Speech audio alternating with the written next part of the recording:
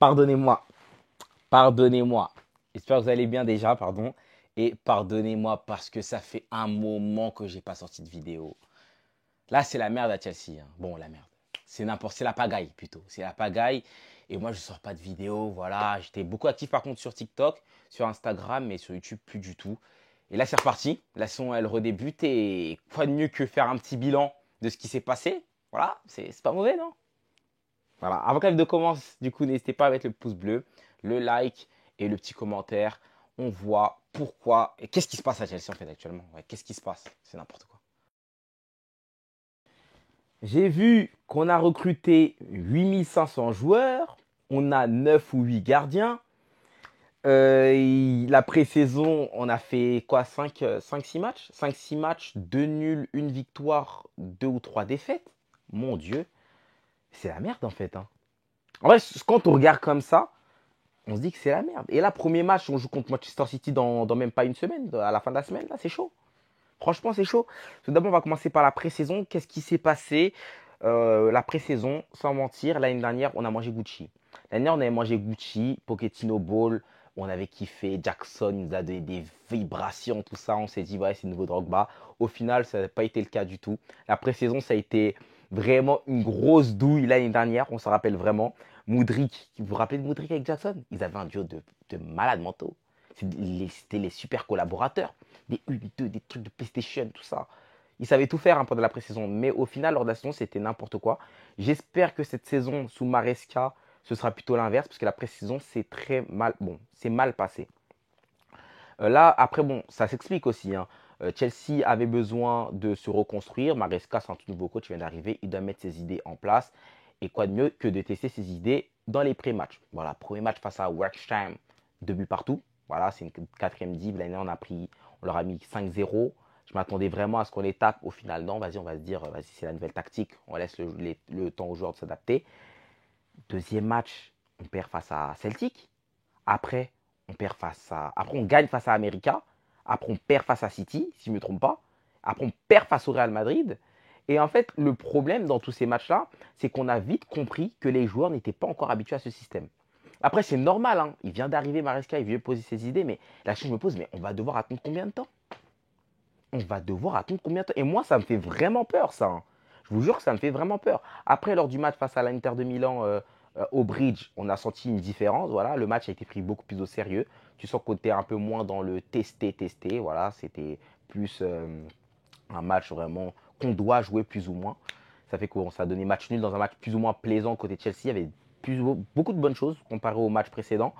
Mais au match précédent, franchement, les trucs que j'avais vraiment retenus et qui m'avaient donné mal à la tête, c'était la défense. Parce qu'encore l'attaque, ça a toujours été les mêmes problèmes de finition, de mauvais choix à la fin. C'est traditionnel. Voilà, je ne suis pas surpris non plus. Mais surtout que Palmer n'est pas là. Mais en défense, c'était n'importe quoi. Les défenseurs, bon, maintenant qu'ils devaient défendre à 3, c'était n'importe quoi. Ils ne savaient pas comment se placer. Euh, le match face au Real Madrid, j'en parle même pas. Des boulevards comme pas possible. Même face à Celtic aussi, il me semble qu'il y avait aussi des boulevards pareils. On essaie de ressortir des ballons par derrière. Impossible. On perd tous nos ballons face à Manchester City. On se faisait presser. On n'arrivait même pas à sortir la balle. Car moi, je pense que 3 des 4 buts qu'on prend, c'est sur une perte de balle, sur une tentative de relance propre. Vous imaginez? De plus, le pressing catastrophique. Ah, le pressing catastrophique. On a un joueur, McGeough, hein, qui a vraiment pris des bons points lors de cette pré-saison, qui a été énorme, hein, lui. Au niveau du pressing, c'est un très bon presseur, mais tactiquement, l'équipe avait du mal à presser. Ce qui faisait qu'on a du mal à presser des équipes qui finalement arrivent à se faufiler. Ils ont qu'à drop un ballon à 400 mètres, vu qu'on est super haut, parce que bon, on décide de jouer haut pour la possession. Il y a un espace pas possible, on prend un but. C'était que ça, franchement, je trouve que c'était que ça la pré-saison. Et moi, ça m'a mis beaucoup de doutes. Après, il y a eu quand même des bons points, hein. Lavia, ça fait une très bonne pré-saison. Il y avait un autre joueur, il y a Lavia. Nkunku, ça va, parce qu'il a marqué souvent. Madueke, qui a gagné beaucoup de points. Même, après, il y a des matchs, en vrai, il n'était pas très bon. Mais vous connaissez le personnage, Madueke. Qu'il soit. Você tá fazendo que tô fazendo ma vídeo. Mais tô fazendo ma vídeo. Sai. Não, é que. Não, sai, vou te chamar depois. My days. C'est les aléas du direct, ça. Putain. Pardonnez. Por favor, pardonnez. On en était où? Il y avait Madueke qui fait une bonne pré-saison, qui a souvent marqué. Marqué, bon, pas toujours dans des bons matchs. Voilà, Madueke, on le connaît. Hein. Qu'il se fasse un bon match ou un mauvais match, si du moment qu'il a marqué, lui, il est content. Voilà, lui, c'est vraiment cette mentalité-là. Genre, je joue pour moi tout d'abord. Ça peut porter défaut, mais par moments, ça s'avère être utile. Après ça, des joueurs qui ont fait une bonne pré-saison. Gusto, je n'ai pas trouvé mauvais. Rhys James, compliqué. Franchement, Rhys James, ça a été très compliqué pour lui. Et après, les ailiers, Sterling, Mudryk, laissez-le, eux, vraiment, ils sont pas très récupérables. Badiachil aussi, ça a été dur. Ouais, Badiachil aussi, ça a été dur.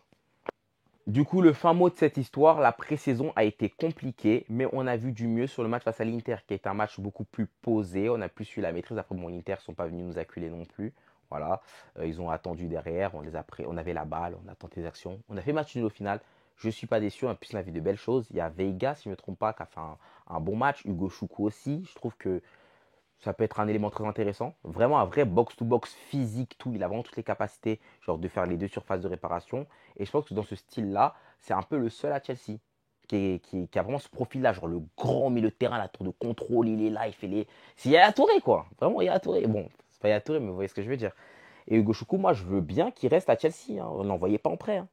Après, on a encore beaucoup de milieu de terrain, c'est vrai. On a pris Dewsbury Hall, ça, mais Hugo Choukou, je pense qu'il peut gratter un petit truc cette saison. Vraiment, mais genre vraiment. Même défensivement, face à l'Inter aussi, il y a eu du mieux. Franchement, l'autoroute, parce que face au Real Madrid, il y avait un autoroute derrière la défense. Le nombre de ballons, et non, carrément, l'espace qu'il y avait entre le gardien et le dernier défenseur central, c'était impressionnant. Après, même, je sais que Maresca a dit que lui ne voulait pas ça à la base. Bon, voilà, même si on dirait que c'est sa tactique qui demandait ça. Mais bon, lui il disait qu'il ne voulait pas que le bloc soit aussi haut. Mais c'était pas possible. Hein. Il y avait un autoroute derrière.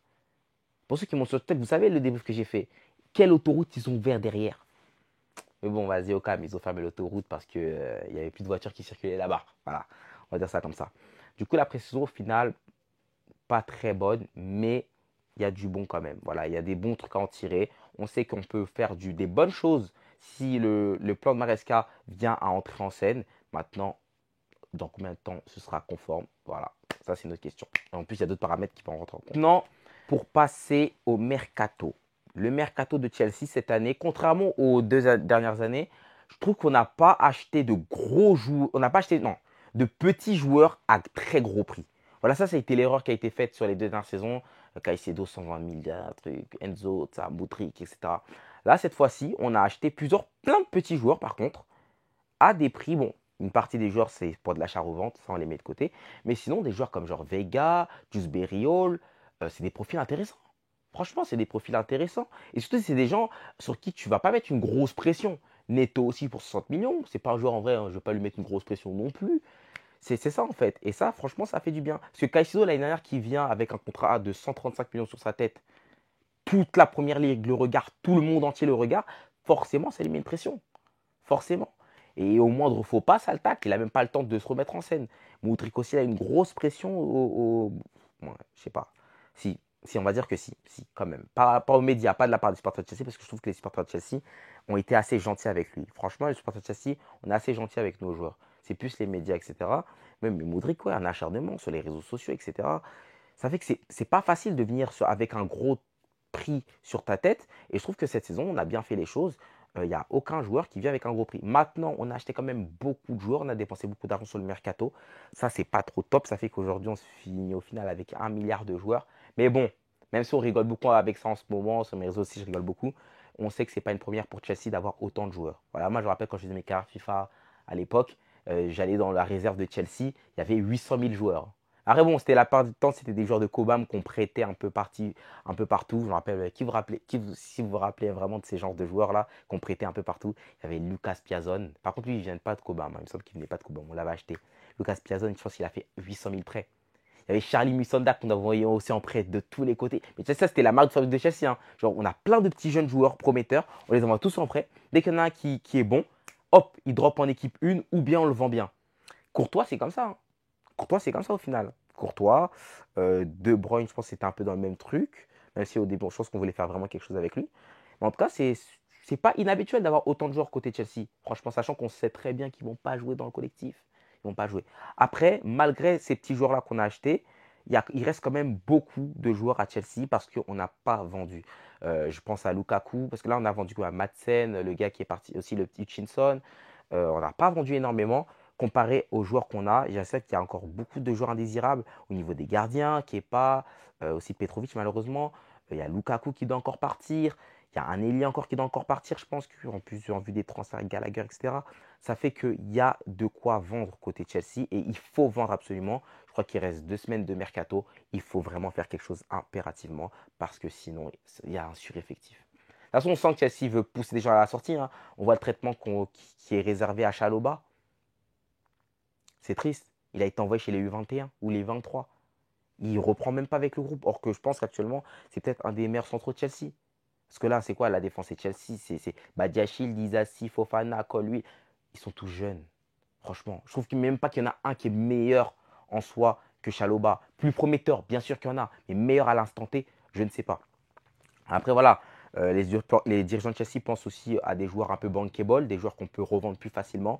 Et c'est vrai que Chalobah est plus facile à vendre que des joueurs qu'on vient d'acheter il y a très peu de temps, comme Badiachil, Disasi. Parce que voilà, on aime bien dire, oui, mais il faut vendre ces joueurs-là, mais qui va les acheter? C'est comme Modric, hein. Qui va acheter Modric là tout de suite? Je pense que Sterling est plus vendable que Modric. Voilà, très clairement. Ça fait que, ouais, ça c'est un peu compliqué. Il faut qu'on vende des joueurs absolument. Là, les prochaines recrues, ça peut être encore Osimhen, je sais. Il y a le cas Félix Gallagher, ça c'est un cas aussi. Les dirigeants de Chelsea, le mercato, c'est un cas de fou furieux, ça aussi. Là, Gallagher actuellement, son transfert n'a pas encore abouti. Il attend encore. On attend aussi de voir Félix. Moi, je suis pour voir Félix à Chelsea. C'est vrai que c'est un profil, c'est pas un ailier briseur de carrière. C'est pas un ailier qui va venir briser sur les couloirs, exactement comme un peu Madueke et Sterling. Mais il a une super qualité technique et son premier passage à Chelsea, moi je l'ai kiffé. C'est un joueur en vrai, il donne facilement de l'amour. On a vu au Barça comment il a donné de l'amour au Barça. À Chelsea, c'est pareil. En plus, il a envie de sortir de l'Atlético Madrid. J'ai kiffé son premier passage. Moi, de le voir à la place de Sterling, ça ne me dérangerait pas. Franchement, je voudrais bien. Il court vite aussi. Il s'est percuté aussi après. Voilà, on ne va pas aussi dire qu'il ne s'est pas percuté. Il s'est percuté. Et techniquement, c'est bon. Après, juste, il va falloir qu'il réussisse à trouver une certaine régularité dans sa carrière parce que il n'a toujours pas eu. Jusqu'à aujourd'hui, Félix, toujours pas eu de régularité. Après là, on va lui proposer plus ou moins une situation stable. Un petit contrat de 5 ans, ça peut être bon. Moi, je l'attends. Moi, franchement, Félix, je t'attends. Défensivement parlant, à la base, j'aurais voulu récupérer encore un joueur, pourquoi pas une grosse tête. Et c'est possible, en vrai, on compte le nombre de défenseurs qu'on a. Si on récupère encore une grosse tête, on ne va pas s'en sortir. Je pense qu'il n'y aura pas de recrue à ce niveau-là. Au milieu de terrain, pas de recrue non plus. Il faut vendre aussi. On a beaucoup de joueurs, il faut envoyer aussi en prêt. Et en attaque, ouais, c'est le seul point où on peut encore acheter. Un attaquant de pointe. Ou bien sinon, de toute façon, il y a Marc Guillou. Il a fait une top pré-saison. C'est un des gagnants de la pré-saison. Maintenant, dans quelques jours, on joue Manchester City et l'action que tout le monde se pose, comment ça va se passer? Une pression compliquée, un mercato de folie. Maresca, moi je vous dis la vérité, hein, je ne sais même pas au final il va finir avec quelle équipe à la fin du mercato. Il y a tellement de. Alors, là, si Félix et Osimhen se rajoutent dans l'effectif et que tu vois un Madueke partir parce qu'il y a Newcastle qui sont intéressés, ça va changer complètement son équipe. Ça fait que là, ne regardez pas. Franchement, même si on perd face à Manchester City, n'en voulez pas à Maresca totalement. Parce que, bon, non, totalement. De toute façon, on ne peut pas lui en vouloir, hein. Il vient d'arriver, il faut qu'il s'adapte. Mais en plus de ça, il est actuellement dans une situation assez instable. Son effectif est très instable. Je ne sais même pas si c'est lui qui décide vraiment des joueurs qui partent ou qui restent. Il a choisi Dewsbury Hall, ça c'est clair. Mais maintenant, pour les prochains matchs, on pourrait voir l'équipe changer de tout à tout, hein. Vraiment. Demain matin, ce week-end, on peut jouer avec Marc Guy en pointe. Le week-end d'après, on va jouer avec Jackson. Dans 3 week-ends, on joue avec Osimhen. Vous imaginez un peu le truc? Ça fait que voilà, c'est très instable actuellement à Chelsea sur ce point-là. Le mercato, ça ne permet pas au coach de bien bosser pour l'instant. Là, il attend. Je pense qu'on est tous dans l'attente de toute façon des transferts. Je pense que l'équipe de Chelsea pourra rouler bien une fois que tout l'effectif sera au complet, qu'on aura un groupe propre et après on pourra avancer. Là, actuellement, c'est trop instable. On joue contre un Manchester City qui n'a pas fait non plus une très belle pré-saison, mais bon, voilà, il y avait beaucoup de joueurs qui n'étaient pas là. Manchester City, ça reste Manchester City. Lors de notre match de pré-saison, on a galéré au niveau de la relance. Beaucoup d'erreurs à ce niveau-là. Haaland, il a puni. Et j'espère vraiment que ce week-end, on ne fasse pas d'erreur à ce niveau-là. Voilà. Après, est-ce qu'on prendra autant de risques? Est-ce que Maresca voudra prendre autant de risques, mourir pour ses idées dans ce genre de match, expérimenter? Ce n'est pas le moment d'expérimenter, ça c'est clair. Maintenant, prendre autant de risques à la sortie, est-ce que c'est nécessaire? Je ne sais pas. Franchement, je pense pas prendre vraiment, genre systématiquement à chaque sortie de balle, essayer de sortir pour moi. Je pense pas que ce sera nécessaire. Faut par moment péter. Voilà, on joue contre Manchester City, faut être un peu réaliste. Franchement, Maresca, j'espère qu'il prendra ça en compte. Après, voilà, si par tout hasard, on arrive à dominer City, même si je pense pas que ça va se passer parce que notre pressing, il n'est pas encore abouti, même s'il y a eu du mieux lors du match face à l'Inter. Je pense que voilà, on risque de se faire dominer face à City. Défensivement, il va falloir être solide, mais c'est pas notre force actuellement, ce qui fait que je pense qu'on va quand même encaisser. Est-ce qu'on pourra marquer derrière? Je compte sur Sterling parce que Sterling, quand c'est Manchester City, il est chaud. Palmer, j'espère aussi pouvoir compter sur lui, même si on sait qu'il n'a pas fait la pré-saison. Il a juste joué face à l'Inter et bon, il a joué l'Euro. Et surtout que Maresca n'a pas eu le temps de vraiment le voir à l'épreuve dans son équipe, dans son effectif, dans son collectif, surtout dans ce nouveau système. À voir. Je pense que Sterling, Madueke risque de débuter. En pointe, on risque d'avoir peut-être un. Bon, s'il respecte, il met Jackson, mais sinon il met Marc Guiou avec un petit Palmer, une coucou. Ouais, non, une coucou. Je pense même Palmer, il y a moins qui commence pas. Ou bien même Palmer, il commence à droite. Il y a vraiment, on n'est vraiment pas à l'abri de voir ça parce que je pense vraiment qu'une coucou va débuter. Une coucou, Sterling va débuter, sûr et certain. Madueke devrait débuter, en vrai, il mérite. Au milieu de terrain, Lavia. Il compte beaucoup sur Lavia. Il a fait une très belle pré-saison. Lavia Enzo. Je crois que c'est Lavia Enzo ou bien Caicedo Enzo. Voilà. Il va faire un truc comme ça. En défense centrale, c'est la question qui fâche un peu.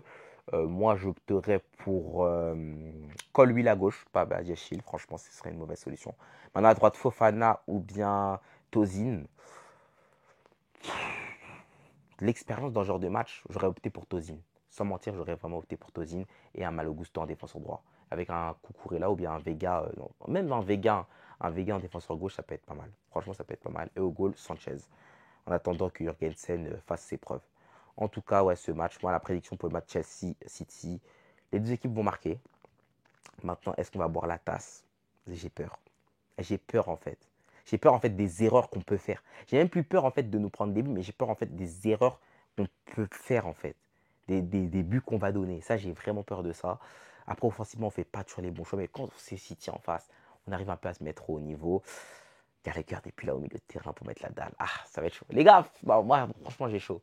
D'ailleurs, en plus, je serai au match. Je serai là. J'irai voir le match pour bien débuter la saison. Je ferai un vlog du coup et si possible, je ferai un débrief aussi. Voilà, si possible, vraiment si possible. Genre, ce sera un jour après.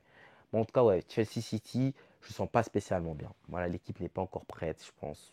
Je ne sens vraiment pas spécialement bien. Mais bon, ne jugez pas trop Chelsea. Attendons le mois d'octobre, je pense, pour commencer à vraiment faire des. Même, je dis octobre, ouais, fin du mois d'octobre pour commencer vraiment à se poser des questions ou bien vraiment analyser. Parce que je les ai dit, hein, il y a le collectif qui va changer, l'équipe encore. Parce qu'il va devoir bosser avec d'autres personnes. Il faut qu'ils s'adaptent. Voilà. Mais nous, on est traumatisés. Je ne suis pas prêt encore à une saison dure. Putain, je suis pas prêt. Mais en tout cas, j'espère que ça vous aura plu. On a fait un petit bilan comme ça, chill, détente. On a parlé comme ça. J'aime bien faire ce genre de vidéo où voilà, c'est pas trop calculé. Genre, bon, c'est calculé, mais on part un peu spontanément, sans trop de coupures. J'espère que ça vous aura plu. On s'attrape pour la saison très bientôt. Voilà, j'essaierai de rester régulier un peu des petites vidéos une semaine. Dans des vidéos comme ça, on parle tranquille, chill, de plein de sujets. Hein. On peut parler d'un peu tout, de l'actualité. Ça, dès que j'ai un sujet qui me tient à cœur, voilà, je vous en parle. Vous pouvez même me proposer des idées. Sinon, venez me suivre sur TikTok et Instagram pour ceux qui ne sont pas déjà. Parce que c'est là-bas aussi que ça se passe énormément. Voilà, je suis très actif là-bas. Dans le cas où je ne sors pas trop de vidéos, c'est là-bas où je sortirai. J'essaierai de sortir des shorts aussi. Mais de toute façon, on verra ça. Portez-vous bien. Merci de m'avoir écouté. We are back, Chelsea. Ne me foutez pas la honte dimanche. Chelsea, ne me foutez pas la honte dimanche. Por favor, por favor.